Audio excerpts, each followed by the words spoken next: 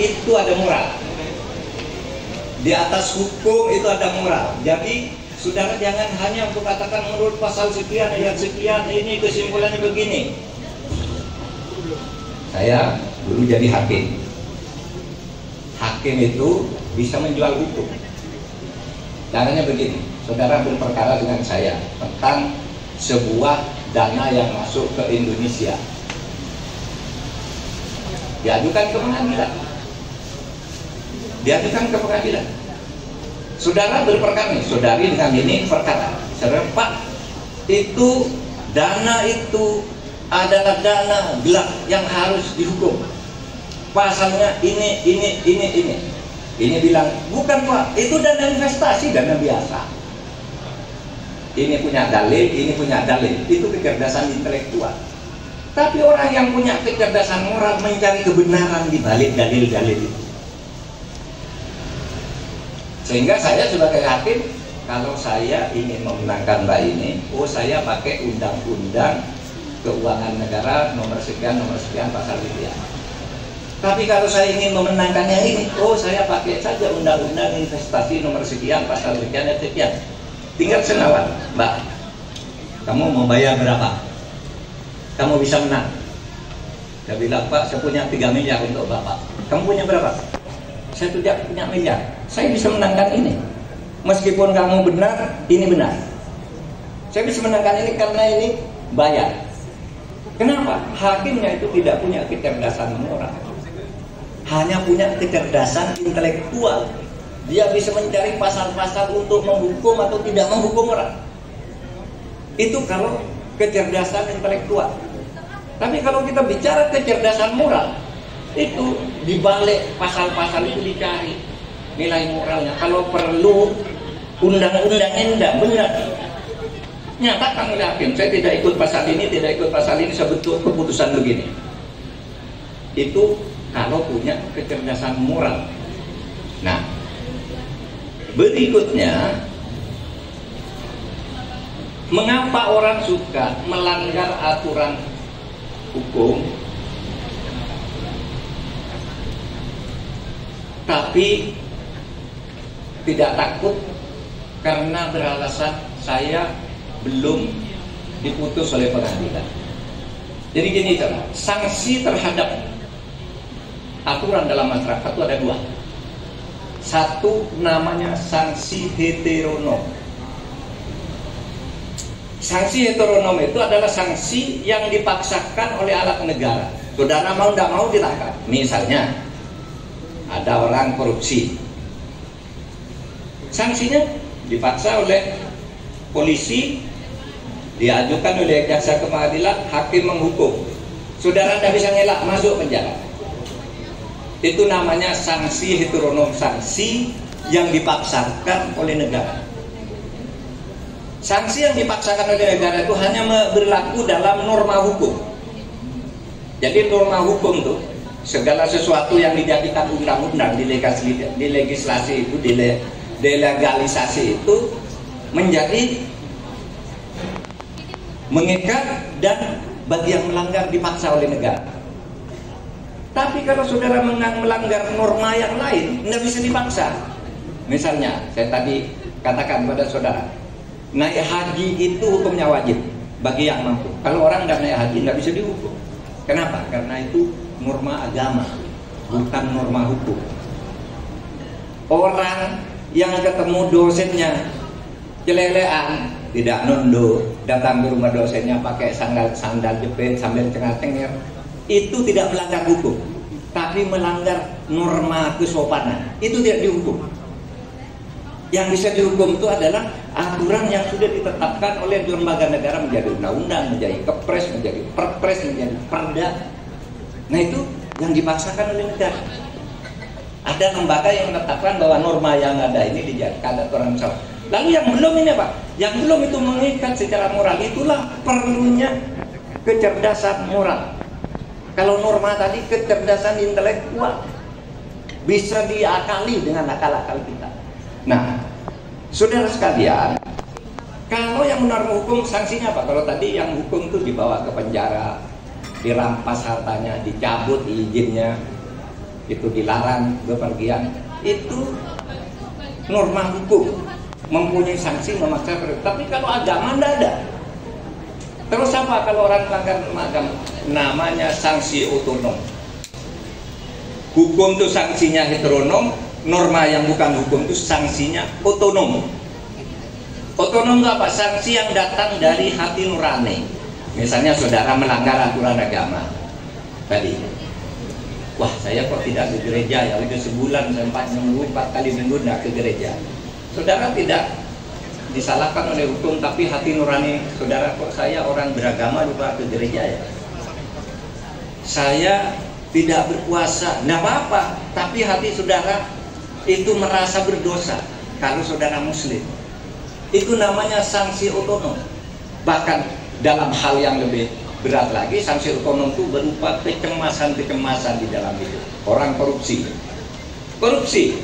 tidak ketahuan berdasar kecerdasan intelektual hukum, tidak ketahuan korupsi, tapi dia pasti merasa gelisah, merasa takut, merasa cemas. Itu namanya sanksi heteronom. Kalau di kearifan masyarakat adat Indonesia ada istilah hukum karma. Kalau Anda tidak bisa dihukum oleh polisi, tidak bisa dihukum oleh jaksa, oleh hakim karena Anda punya hubungan yang baik-baik, tapi ingat bahwa hukum karma itu berlaku. Itu adalah sanksi otonom. Hukum karma itu balasan yang tidak ada logikanya tiba-tiba terjadi.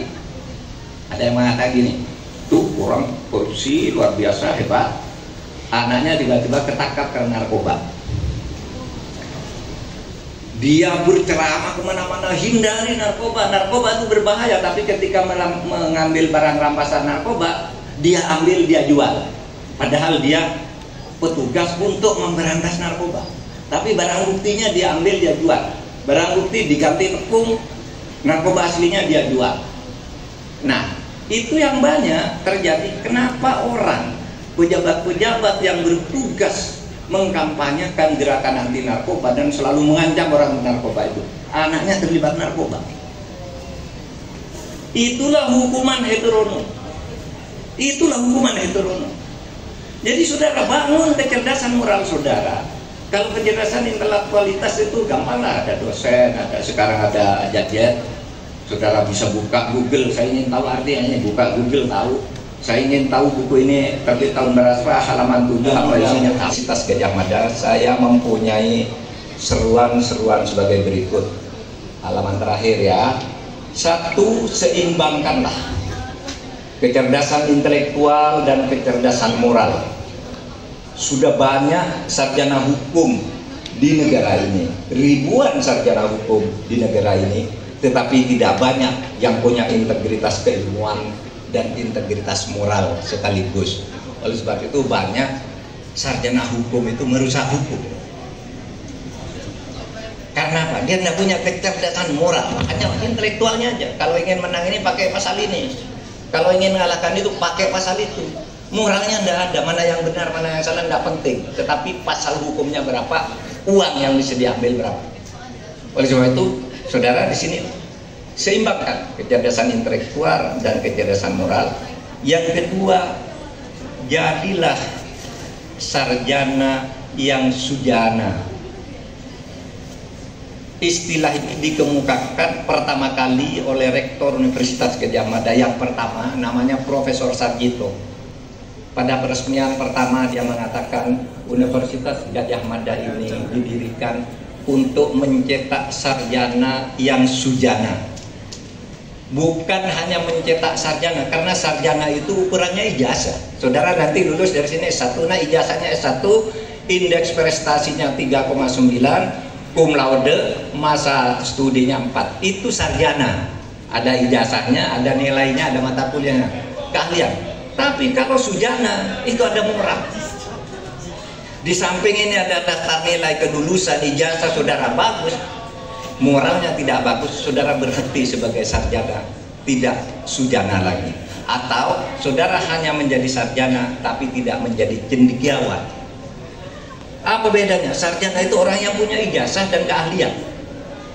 Tapi kalau cendekiawan itu orang yang punya moral. Cendekiawan itu punya moral bertanggung jawab atas kemajuan masyarakat untuk kebaikan umat manusia, untuk kebaikan bangsa dan negara. Itu cendekiawan. Yang ketiga, jangan gunakan kecerdasan intelektual untuk mencari pembenaran, tapi gunakanlah ya untuk mencari kebenaran dengan dasar-dasar moral. Pembenaran dan kebenaran itu beda. Pembenaran itu selalu mencari alasan untuk dianggap benar meskipun salah, sedangkan kebenaran itu mengungkapkan apa adanya sesuai bisikan dengan hati nurani bagi kebaikan. Kalau salah dikatakan salah, kalau benar dikatakan benar. Nah, saudara jangan tukar nih pembenaran dan kebenaran ini.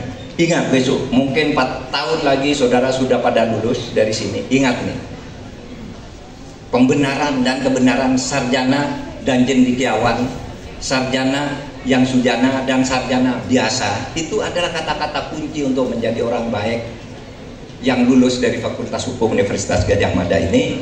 Dan yang terakhir, di dalam profesi saudara harus menjalankan etika profesi, tetapi di dalam berhukum itu hanya yang bersifat memaksa atau ditetapkan oleh lembaga yang berwenang, lalu memaksa, lalu mempunyai sanksi. Nah, aturan tingkah laku yang lain itu sifatnya tidak memaksa.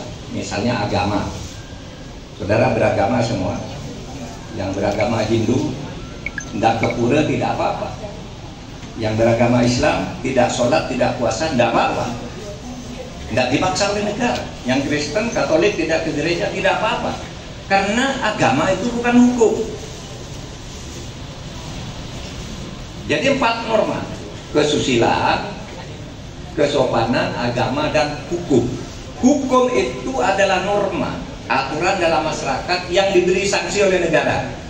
Barang siapa mengambil barang orang lain dengan cara melawan hukum diancam kena pencurian, hukuman penjara misalnya 7 tahun. Ada normanya, ada ancamannya.